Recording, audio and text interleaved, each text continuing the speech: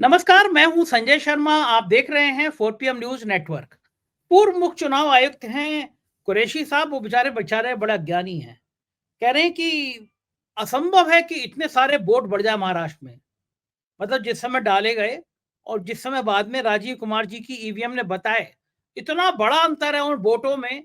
कुरैशी साहब का कहना है कि हो ही नहीं सकता। अब कुरैशी साहब जानते नहीं कि राजीव कुमार की निष्ठा कितनी है मोदी जी में, और मोदी जी की कितनी निष्ठा है ईवीएम में। कांग्रेस को अब समझ में आ रहा है कि गुजरात के बाद से जो चुनाव शुरू हुए, उसमें ईवीएम मैया का बड़ा खेला हो गया। तो एक बड़े आंदोलन की तैयारी कर रहे हैं। मैंने अभय दुबे जी से इस मुद्दे पे बात करने की कुछ सवाल पूछे हैं उनसे, आप सुनिएगा जवाब। और देश की जीडीपी धड़ाम हो गई है, 8.4 से 5 पॉइंट कुछ पे आ गई है। ये मैन्युफैक्चरिंग जो सेक्टर है वो एकदम खत्म हो गया है। देश के बेरोजगारों को समझ में आ रहा है करना क्या है उनको।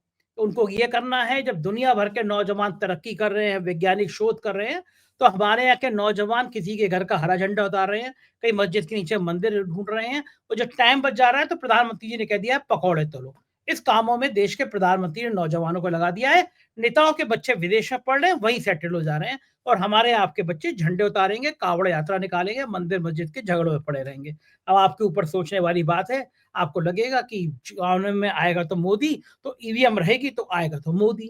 तो अब ईवीएम के खिलाफ एक बड़ा आंदोलन हो रहा है। हो सकता है आंदोलन इतना बड़ा हो जाए क्योंकि लोगों को समझ आ रहा है कि चुनाव अब बेईमानी से हो रहे हैं, तो शायद ईवीएम हटानी पड़ जाए। ये सारी बातें अभय द्विवेदी जी से पूछी हैं। बहुत शानदार शो है, देखिएगा जरूर। उससे पहले चैनल को सब्सक्राइब और ज्वाइन करना ना भूलें। चलते हैं अभय द्विवेदी जी के पास। 4 PM न्यूज नेटवर्क में स्वागत है अभय द्विवेदी जी आपका। सरकार की पोल पट्टी खुलने लगी है। जुलाई से सितंबर के बीच में जीडीपी ग्रोथ घटकर 5.4 रह गई है। एक साल पहले ये 8.1 थी। मैन्युफैक्चरिंग सेक्टर का बहुत खराब हाल है, बहुत खराब रिपोर्ट आई है। आपकी पहली प्रतिक्रिया, क्या देश अब एक खतरनाक मोड़ पे जा रहा है? जो आंकड़े, जो कहानी इन्होंने बनाई थी साहब ने, मोदी सरकार ने, उसके पेज अब खुलने लगे हैं, क्या मानते हैं? वो अंग्रेजी की कहावत नहीं है, now cookies are finally going to crumble, कि अब धीरे धीरे असली चेहरा जो है ना, परतें उधड़ने लगी हैं और असली चेहरा निकल के आने लगा है। प्रधानमंत्री का दावा ये हमेशा रहता है कि देश की अर्थव्यवस्था दुनिया में तीसरे नंबर, दुनिया में 5वें नंबर की हो चुकी है, अब वो 10वें नंबर की करने जा रहे हैं। हालत क्या है कि भारत के बाजार में आमतौर पर मंदी छाई रहती है हमेशा, और जो हमारी फैक्ट्रियां हैं वो 100% उत्पादन नहीं करती हैं। जो कैपेसिटी यूटिलाइजेशन इसको बोलते हैं, यानी अपनी पूरी क्षमताओं के सदुपयोग करती है। जो आप मैन्युफैक्चरिंग सेक्टर की बात कर रहे हैं, उसका प्रदर्शन क्यों खराब है? इसलिए कि मैन्युफैक्चरिंग सेक्टर की जो फैक्ट्रियां हैं, वो फैक्ट्रियां 100% काम नहीं कर रही हैं। पहले वो पिछले साल 70-75% के आसपास काम कर रही थी, अब उनकी क्षमता और भी ज्यादा गिर गई है। क्यों गिर गई है? क्योंकि जितना माल उनके पास पहले से बना हुआ है वो ही नहीं बिक पा रहा है। उनके भंडार भरे हुए हैं, यानी इन्वेंट्रीज जिसको बोलते हैं, वो भरी हुई है। अब वो नया माल कैसे बनाए? नई फैक्ट्रियां लगाने का तो सवाल ही पैदा नहीं होता। अगर नई फैक्ट्रियां लगाने का सवाल नहीं पैदा होता तो नया निवेश करने का कोई सवाल नहीं पैदा होता। जहां तक कुल घरेलू उत्पाद यानी जीडीपी के आंकड़ों का सवाल है, मेरा कहना है कि पिछले साल का जो 8.1 का आंकड़ा जो बहुत आकर्षक लगता है, ये आंकड़ा भी गलत है। और इस साल का 5.4 का प्रतिशत का जो आंकड़ा आप बता रहे हैं, ये आंकड़ा भी गलत है। दिक्कत की बात क्या है कि जीडीपी का आंकड़ा आता कहां से है? आप जिन जिन चीजों की आपके उत्पादन का सर्वे करते हैं, उसी के हिसाब से तो आंकड़ा आता है। अगर आप कुछ चीजों के सर्वे ही नहीं करेंगे तो उसके आंकड़े उसमें शामिल ही नहीं होंगे। उसमें गिरावट हो रही है, इससे असंगठित क्षेत्र है। असंगठित क्षेत्र जो है, देश की कुल आबादी, कुल जो वर्क फोर्स है, श्रम शक्ति है, उसके 94% को नौकरी देता है असंगठित क्षेत्र। जो संगठित क्षेत्र है, इसमें मैन्युफैक्चरिंग सेक्टर भी आता है, बैंकिंग सेक्टर भी आता है, ये केवल 6% लोगों को रोजगार देता है। तो असंगठित क्षेत्र का कोई सर्वे सरकार करती ही नहीं है। तो दरअसल इस जीडीपी में भारत के 96% लोगों को रोजगार देने वाला पूरा कोई जो सेक्टर है, वो उस सेक्टर का क्या प्रदर्शन रहा, वो उसने अच्छा प्रदर्शन किया, खराब प्रदर्शन किया, उसके बारे में इसमें शामिल ही नहीं होता है। इस जीडीपी में वो रिफ्लेक्ट ही नहीं होता है उसके अंदर। ये जीडीपी अर्थव्यवस्था के एक बिल्कुल सीमित दायरे, जो कारपोरेट सेक्टर है, जिसमें जहां कारपोरेटाइजेशन हो गया है, केवल उसी की नुमाइंदगी करता है। तमाम अर्थशास्त्रियों ने ये कहा है कि जीडीपी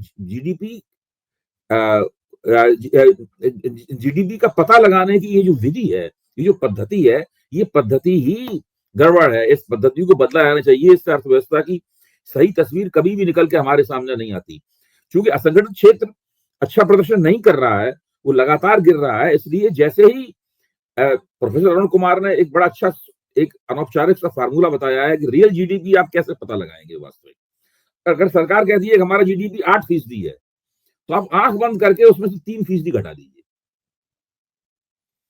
तो 5% बचा जीडीपी। अगर इसी फार्मूले पे हम लोग एक बार यकीन करें, तो जो 8.1% जीडीपी पिछले साल था, वो दरअसल 5.1% था। और इस साल जो 5.4% जीडीपी आप बता रहे हैं, इसको मान के चलिए ये 2.4% है। प्रोफेसर अरुण कुमार का एक और कहना है कि जब सरकार कहती है कि हम दुनिया में 5वें नंबर की अर्थव्यवस्था है, दरअसल भारत 9वें नंबर की अर्थव्यवस्था है। भारत 9वें नंबर की अर्थव्यवस्था, 5वें नंबर की अर्थव्यवस्था है ही नहीं भारत। ये भी बढ़ा चढ़ा के बताते हैं। ये पूरा चीनी फार्मूला है बढ़ा चढ़ा के बताने का। मैं आपको बताऊं, आपको सोच रहे होंगे कि मैं चीन को कहां से बीच में ले आया। चीन जिस वक्त सारी दुनिया में मैन्युफैक्चरिंग रेवोल्यूशन का नेतृत्व कर रहा था, और आप अपने पटाखे ले लें, गणेश की मूर्ति ले लें, या फोन ले लें, या टेलीविजन ले लें, या फर्नीचर ले लें, दुनिया की कोई भी पतंगें ले लें, दुनिया की कोई भी माजा ले लें, आप दुनिया की कोई भी चीज ले लें, चीन से आती है। तो चीन में आप समझ लीजिए किस लेवल पर, कितने स्तर की कितनी चीजें बन रही हैं। न केवल भारत को सप्लाई कर रहा है, वो दुनिया में हर जगह सप्लाई कर रहा है। अब तो भारत में इलेक्ट्रिक कारें बनाने की चीन की कंपनी जो है, बिल्ड योर ड्रीम्स, BYD करके, वो आ गई है। और उसके बड़े बड़े एक एक पेज के, आधे आधे पेज के विज्ञापन अखबारों में छप रहे हैं। आज सवेरे ही मैंने देखा है विज्ञापन, और दिल्ली की सड़कों पर उनकी कारें दिखाई देने लगी हैं। भारत में कार निर्माताओं के मुंह का थूक सूख गया है कि अब चीनी आ गए हैं, पता नहीं कैसा, किस तरीके से वो मार्केट में हमारा मुकाबला करेंगे। तो ऐसा चीन, उस चीन ने दुनिया में जब मैन्युफैक्चरिंग रेवोल्यूशन शुरू हुई, एक हथकंडा इस्तेमाल किया था कि हम अपने जीडीपी को बढ़ा चढ़ा के दिखाएंगे। जितना वो बढ़ा के दिखाएंगे, उतना ही विदेशी पूंजी उनके यहां जाएगी। तो इसका उन्होंने एक सोफिस्टिकेटेड किस्म का प्रपंच रचा, मतलब उन्होंने चीनियों ने, और वो बढ़ा के देखने लगे। भारत में थी मनमोहन सिंह जी की सरकार, मनमोहन सिंह जी खुद अर्थशास्त्री थे, वो तुरंत समझ गए कि बढ़ा के दिखा रहे हैं। तो उन्होंने चीनियों से पूछा, ये मैं सरल भाषा में बता रहा हूं, सबकी समझ में आ जाए। चीनियों से पूछा कि भाई ये सब क्या कर रहे हो। चीनी अर्थशास्त्री ने बताया कि हमारा गेम तो इस तरीके से चल रहा है, हम तो इन्फ्लेट करके फुला रहे हैं अपना जीडीपी के आंकड़ों को, और दुनिया के सामने पेश कर रहे हैं। इस चक्कर में हमें इतने बिलियन की पूंजी और मिल गई है। तो मनमोहन सिंह ने कहा ये अच्छा हथकंडा है। मनमोहन सिंह ने भी तय किया, उन्होंने भी योजना बनानी शुरू की कि हम भी इसी तरह अपने जीडीपी को फुला के बताएंगे। एक साल वो फुला पाए, तब तक उनकी सरकार चुनाव हार गई वो 2014 में। नरेंद्र मोदी ने इसको लिया कि ये बिल्कुल ठीक काम है, मनमोहन सिंह जी जो काम ठीक से नहीं कर पाए, हम इसको और भी जोर शोर से इस काम को करेंगे। तो भाजपा सरकार पिछले 10 साल से अपनी अर्थव्यवस्था की जो खूबियां हैं उनको फुला रही है और बढ़ा चढ़ा के बता रही है। इनके जितने भारत के जीडीपी के आंकड़े संदिग्ध हैं, उतने किसी और के। भाई, जिस देश में मुद्दतों से जनगणना नहीं हुई है, आप समझ लीजिए, आप उस देश में उस देश के आंकड़ों की, भारत सरकार ने आंकड़े जमा करना और आंकड़ों के बारे में लोगों को बताना तकरीबन बंद ही कर दिया है। जैसे बेरोजगारी के आंकड़े सरकार नहीं बताती। कल हम लोगों ने बेरोजगारी की चर्चा की थी। सरकार कहती है कि 100 में से 3 लोग ही बेरोजगार हैं, जबकि आप जानते हैं कल पूरी बात हो चुकी, इसको दोहराने से कोई फायदा नहीं। तो जबकि जो आधुनिक अर्थव्यवस्थाएं हैं दुनिया की, ये 18वीं और 19वीं सदी से ही केवल इसी बात के लिए जानी जाती हैं कि इसमें हर चीज आंकड़ों पर आधारित होती है। सरकारों का काम ही आंकड़ों को बारीकी से जमा करना होता है, ताकि उत्पादन की, उपभोग की, आमदनी की, खर्चे की, इन सब चीजों की सही सही तस्वीर अर्थशास्त्रियों और नीति निर्माताओं के सामने आ सके और वो उसको बना सके। यहाँ पे बिल्कुल उल्टा होता है भारत में, और खासतौर से ये पिछले 10 साल के अंदर तो मतलब फर्जी अर्थव्यवस्था के मामले में फर्जीवाड़े की सीमा ही सारी टूट गई है। जो पिंक पेपर होते हैं उनके आप लेखों को पढ़ लीजिए, और टीवी पे जो आते हैं अर्थशास्त्री, ये सारे के सारे सरकारी अर्थशास्त्री हैं। ये सिर्फ सरकार की हर नीति का समर्थन करते हैं और लगातार दावे करते रहते हैं कि अब भारत ये करने वाला है, भारत वो करने वाला है। जो दुनिया के दूसरे बड़े बड़े कॉर्पोरेशंस हैं, अर्थव्यवस्थाओं के दूसरे अधिकारी हैं, वो जब भारत आते हैं तो भारत की अर्थव्यवस्था की निंदा तो करेंगे नहीं, वो उसकी तारीफ में भारत में इतनी संभावना है, इतनी संभावना है, इस प्रकार की बात करते हैं। और इन्हीं बातों को लेकर ये लोग उड़ते हैं। और ये जो आंकड़े हमारे सामने पेश किए जा रहे हैं, चाहे वो 8.1% हो, चाहे 5.4% हो, ये सही आंकड़े नहीं है। भारतीय अर्थव्यवस्था सही आंकड़ों की कमी के कारण एक तरह से एनीमिया की शिकार है। एनीमिया कहते हैं रक्ताल्पता को, जब आपके शरीर में खून की कमी हो जाती, खून तो उतना ही रहता है, खून की जो क्वालिटी होती है वो घट जाती है। जो एनीमिया, भारतीय अर्थव्यवस्था सही आंकड़ों की कमी के कारण दरअसल एनीमिया की शिकार हो गई है। हमें पता ही नहीं है कि भारतीय अर्थव्यवस्था किस स्तर पर काम कर रही है और वो कहां पे खड़ी हुई है इस वक्त। देखो ठीक कह रहे हैं। अरुण कुमार जी ने एक बार 4 PM पर मुझे इंटरव्यू दिया था, तो मुझसे उन्होंने ये कहा था कि जो हम लोग गणना है, ये असंगठित क्षेत्र की तो हम कराना ही हमने बंद कर दिया, क्योंकि पोल खुल जाएगी। चाय की दुकान पे काम करने वाला, गैरेज है, ठेला लगाने वाला, इनकी गणना ऐसी होती है। 5% जो उद्योगपति है उनकी गणना से हम लोग निकाल लेते हैं सारे एवरेज। और आप सही कह रहे हैं। और अरुण कुमार जी का भी ये कहना था कि अब कोई भी आंकड़ा सरकार ना तो रिकॉर्ड में रखती है और ना वो बताती है। उसने आंकड़े जुटाना बंद कर दिए, क्योंकि आंकड़े जुटाएंगे तो पोल पट्टी खुलेगी। और आपने जो कहा कि मनमोहन सिंह जी कॉपी कर रहे हैं, तो मुझे बहुत छोटा सा बड़ा मजेदार किस्सा याद आ गया कि एक बार जापान, चीन, अमेरिका के सब लोग इकट्ठे हुए, भारत के लोग भी थे। तो उनसे कहा गया कि भाई ये घड़ी है, घड़ी में आपको कुछ नया करके दिखाना है। सबसे पहले जापान आया, उन्होंने कहा कि ये घड़ी देखिए धूप अंधेरे में भी होगी, तो दिन में जो धूप आई होगी उससे वो चार्ज हो जाएगी। देखा बहुत बढ़िया हो गया। अमेरिका वालों ने कहा कि ये आप अपने हार्ट की तरफ देखेंगे, इसकी हार्ट बीट आने लगेगी, हम इसका ये इक्विपमेंट डाल लें, उस पे हो जाएगा। जापान का नंबर आया, बोले आप घर के बाहर होंगे तब भी आपकी घड़ी बता देगी घर के अंदर क्या चल रहा है। अब इंडिया का नंबर आया, वो बड़ा परेशान, वो भक्त टाइप का था, वो जो गोबर से गैस बनाते हैं, उसने घड़ी उठाई और मेड इन इंडिया लिख दिया। तो भक्तों की टुकड़ी भी ऐसी करती है, कहीं कुछ हो रहा है लेकिन वो मेक इन इंडिया हो जाएगा। आपने जब आंकड़ों की बात करी तो एक आंकड़े पे पूर्व चुनाव आयोग कुरैशी साहब बड़े हैरान हैं, गुस्से में भी हैं। महाराष्ट्र के चुनाव में वो कह रहे हैं कैसे हो सकता है फॉर्म 17A 17C भरा जाता है, रिकॉर्ड में रहता है, उसके बाद एकदम 12, 13, 14% बढ़ गया, वोट हो ही नहीं सकता, ये ऐसा वोट संभव ही नहीं है। और महाराष्ट्र कब से कह रहा हूँ संजय जी, अब आप पहले से कब से कह रहा हूँ, कब से कह रहा है। आज कुरैशी साहब ने सब बात कही कि ये संभव ही नहीं है कि ईवीएम में आंकड़ा इतना तेजी से बढ़ जाए। बढ़ ही नहीं सकता है। मैं यही तो कह रहा हूँ, या तो राजनीतिक दल के जो पोलिंग एजेंट होते हैं उनको फॉर्म 17C देते नहीं, वो फॉर्म 17C पाने की जिद नहीं करते, उनकी भी कमी हो सकती है। वो फॉर्म 17C पाने की जिद नहीं करते, चुपचाप घर चले जाते हैं, या आधा अधूरा पूरी तरीके से प्रामाणिक को मोहर लगा हुआ सिक्का 17C नहीं देते, ताकि उसमें अगर बढ़ोतरी हो जाए तो उसको दावा नहीं किया जा सके। इसमें बहुत बड़ा लोचा है इसके अंदर, बिल्कुल ठीक कह रहे हैं आप। काफी बड़ी गड़बड़ है।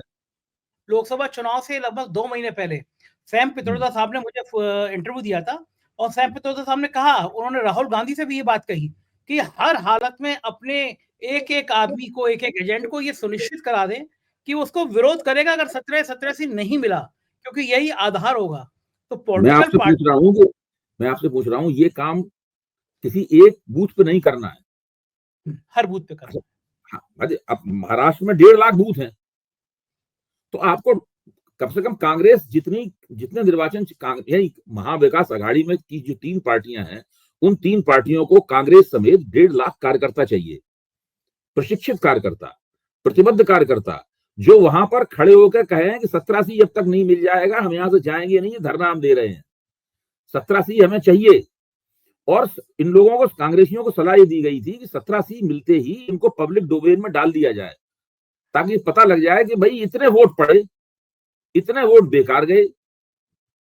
यही तो 17C में होता है।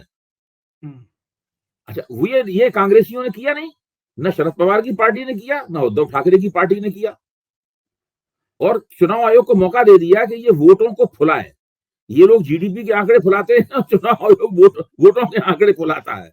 ये हालत है, वो जीडीपी में इंजेक्शन लगाते हैं, ये वोटों में इंजेक्शन लगाते हैं, बढ़ जाता है। अब कांग्रेस को समझ में आ रहा है, अब तो कहने लगे हैं कि ये खेल गुजरात के चुनाव से शुरू हुआ और अभी तक चल रहा है। मतलब वो ये कह रहे हैं कि गुजरात से इन्होंने शुरू किया वो और अभी तक चल रहा है। इसका मतलब ये कोई नई बात नहीं है, ये खेल पुराना चला आ रहा है, अकल में अब आई है। देखिए, ये नरेंद्र मोदी के प्रधानमंत्री बनने से पहले ऐसा नहीं होता था। ये सारी की सारी जो टेक्नोलॉजी डेवलप की गई है, ये नरेंद्र मोदी के प्रधानमंत्री बनने के बाद हुई है। देखिए, इसका विधिवत अध्ययन होना चाहिए, ये सब कहाँ कैसे क्या शुरू हुआ, ताकि लोगों के सामने एक व्हाइट पेपर रखा जा सके, भाई फलानी तारीख से पहले जो वोटों का प्रतिशत बढ़ता था वो इतना बढ़ता था, तब नेशनल एवरेज ये था। अब इसके बाद नेशनल एवरेज तब 1 से 1.5% था, उतना वेरिएशन समझा जा सकता है। अब नेशनल एवरेज हो गया है 7 से लेकर 11% के बीच में। आप सोचिए। अच्छा, मैं ये नहीं कह रहा हूं चुनाव में बेईमानी हुई, क्या हुई, छोड़ दीजिए इस बात को। मैं केवल एक सवाल उठा रहा हूं, जो कुरैशी साहब ने मेरे सवाल की तस्दीक कर दी है। मैं सवाल ही उठा रहा हूं कि ये कैसे होता है, इसके बारे में हम लोगों को एक विश्वसनीय किस्म की सफाई चाहिए चुनाव आयोग की तरफ से, उनकी तरफ से एक एक्सप्लेनेशन चाहिए कि वो बताएं कि ये कैसे होता है। अब तो कुरैशी साहब भी पूछने लगे, वो देश के मुख्य चुनाव आयुक्त रह चुके हैं, वो तो सब कुछ जानते हैं, जितना राजीव कुमार जानते हैं उससे वो ज्यादा जानते हैं, किताबें लिख चुके हैं इसके ऊपर। राजीव कुमार ने कभी किताब भी नहीं लिखी, वो तो किताब सब लिख चुके हैं, अखबारों में लगातार लिखते हैं कुरैशी साहब। मैं व्यक्तिगत रूप से उनसे मिल चुका हूँ, CSDS में उनका भाषण भी सुन चुका हूँ। आप तो मेरे ख्याल से बुला के अपने कार्यक्रम पे उनसे बात कीजिए कुरैशी साहब से। कुरैशी साहब से आप बात करेंगे तो एकदम उससे बहुत जबरदस्त रूप से जन शिक्षण होगा। बिल्कुल ठीक बात है। आखिर आपके कार्यक्रम की पेडागॉजिक वैल्यू होगी। वो जो है आप सही कह रहे हैं कि लगाते हैं और वोट फूल जाते हैं, लेकिन कुछ और भी फूला हुआ है। वो शिंदे का मुंह फूला हुआ है। एक वायरल हो रही है प्राइम मिनिस्टर अमित शाह के साथ, वो फडणवीस हैं और शिंदे हैं। इसमें सारे टीवी स्टेशनों पे ये शिंदे वाला ही मामला चल रहा है। हाँ। अभी अगर आप किसी भी टीवी स्टेशन को ट्यून करें, मतलब जो है यहाँ पे खबरिया चैनलों को ट्यून करें, तो यही मामला चल रहा है। शिंदे साहब सतारा में अचानक अपने गांव चले गए, तो उसकी वजह से महायुति की जो बैठक होने वाली थी वो बैठक स्थगित कर दी गई। अब हालत ये है कि शिंदे के जो वो प्रवक्ता होते हैं, और जो अजित पवार के प्रवक्ता हैं और भाजपा के प्रवक्ता हैं, अलग अलग तारीखें बता रहे। कोई कह रहा है कि 2 तारीख को शपथ ग्रहण हो जाएगी, कोई कह रहा है 5 तारीख को शपथ ग्रहण होगा। इस तरह की तमाम बातें की जा रही है। कोई कह रहा है कि हम लोगों ने मिलकर, तीनों ने मिलकर रणनीति बनाई है, उस रणनीति के हिसाब से हम चल रहे हैं। वो रणनीति पत्रकारों से कह रहे हैं आप लोगों की समझ में नहीं आ सकती, और आपको हम बताएंगे भी नहीं कि वो रणनीति क्या है। देखिए, व्यवहारिक बात क्या है, जो मेरी आसानी से समझ में आने वाली बात है, वो मैं कहता हूं, इन सब बातों को छोड़ दीजिए। शिंदे एक व्यक्ति 2.5 साल से मुख्यमंत्री है, और जिस वक्त महायुति को असाधारण जीत हासिल हुई थी वही मुख्यमंत्री था। इस जीत का सबसे बड़ा श्रेय उन योजनाओं को दिया गया है, लड़की बहन योजना हो चाहे भाऊ योजना हो, उन सबके ऊपर शिंदे साहब की तस्वीर छपी हुई थी। और शिंदे साहब ने अपने पूरे चुनावी मुहिम में जम के प्रचार किया कि वही मुख्यमंत्री हैं और वही मुख्यमंत्री बनेंगे। चुनावी नतीजे जैसे ही आए, उन्होंने तुरंत ऐलान किया कि जिसके पास सबसे ज्यादा सीटें हैं वो उसी का मुख्यमंत्री बने। ऐसा कोई नियम नहीं है, ना ऐसा कोई बीच में हमारे साथ तय हुआ है।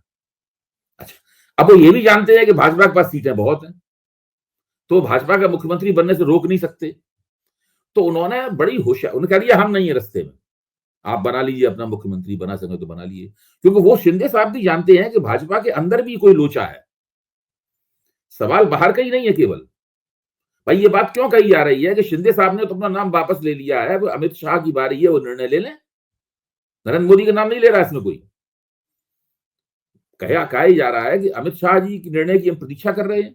अब ये निर्णय अमित शाह को करना है कि देवेंद्र फडणवीस मुख्यमंत्री बनेंगे, कि चंद्रकांत बावनकुले मुख्यमंत्री बनेंगे, कि राव साहब दानवे मुख्यमंत्री बनेंगे। चंद्रकांत बावनकुले का मतलब हो गया ओबीसी, वो तेली जाति के हैं चंद्रकांत बावनकुले।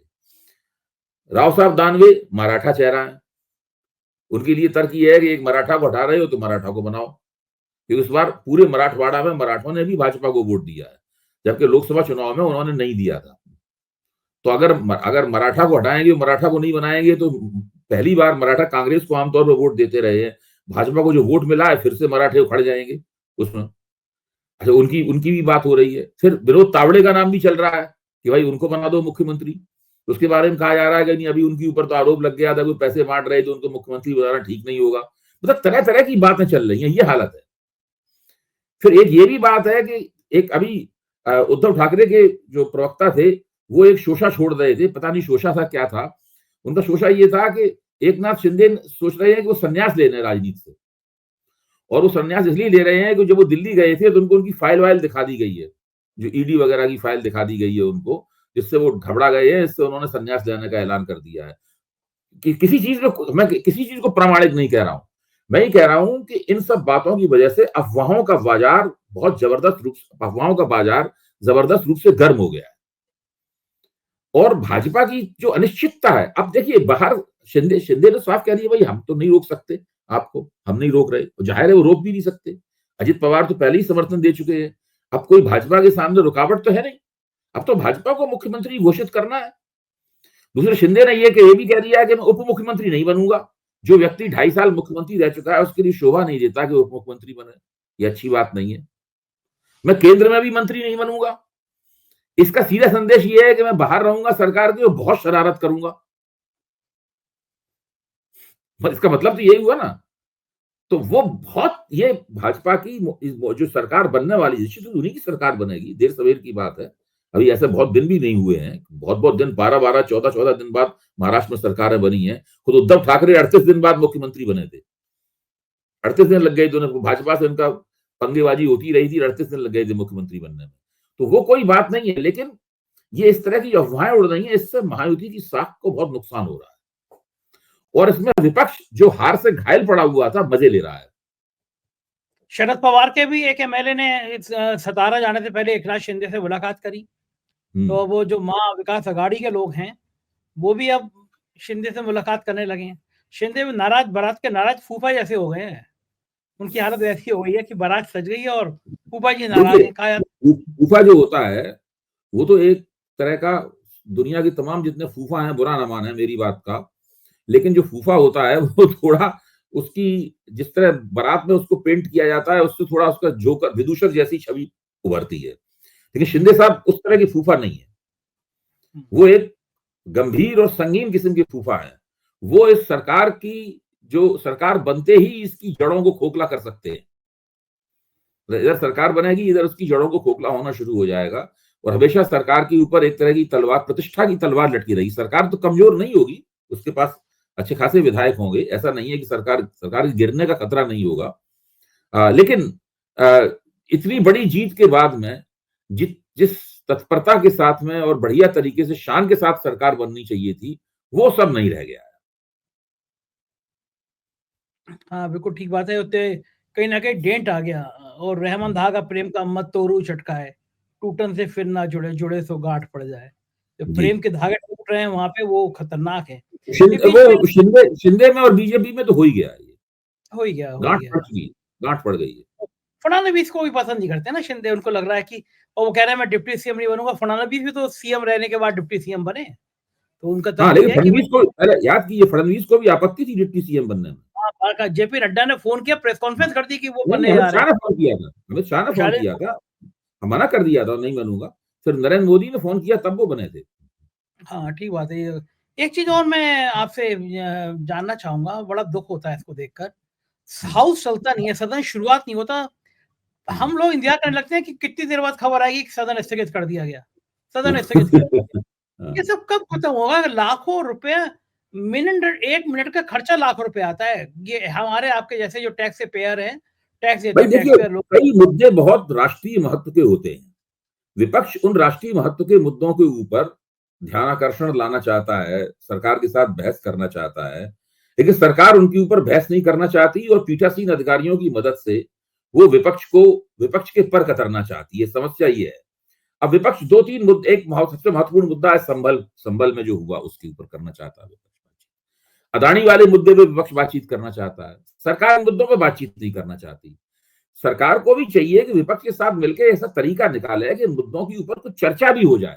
क्या बुरी बात है भाई, दुनिया का इतना बड़ा देश अमेरिका है, वो ये कह रहा है कि भाई भारत में कुछ अधिकारियों को घूस दी गई, कई सरकारों के अधिकारियों को घूस दी गई, तो भारतीय सरकारों पे इल्जाम लग रहा है ना, तो उनकी प्रतिष्ठा के ऊपर सवालिया निशान लगा हुआ है। चर्चा करने में क्या हर्ज है? सरकार कहे भाई ये बात है, उसमें क्या बात है, चर्चा कीजिए। सरकार के पास जो सरकार कह सकती है हमारे पास कोई सूचना नहीं है, किसी अधिकारी के बारे में कुछ बताया नहीं गया है, फलाने इंडैक्टमेंट में अदानी का नाम नहीं है। ये सब बाद में सरकार संसद में कह सकती है कि इस चीज को ज्यादा तूल ना दिया जाए। विपक्ष के पास अगर कुछ तथ्य होंगे इसके मुकाबले, विपक्ष उन तथ्यों को पेश करेगा। इसी तरह संभल वाले सवाल पर सुप्रीम कोर्ट ने आज फैसला दे दिया। सुप्रीम कोर्ट ने संभल में जो हो रहा है उसके ऊपर रोक लगा दी है सुप्रीम कोर्ट। हाँ। और कहा है, निचली अदालत से कहा है कि आप इसको आगे मत सुनिए, और मुस्लिम पक्ष से कहा है कि आप हाई कोर्ट जाइए, हाई कोर्ट के थ्रू आइए।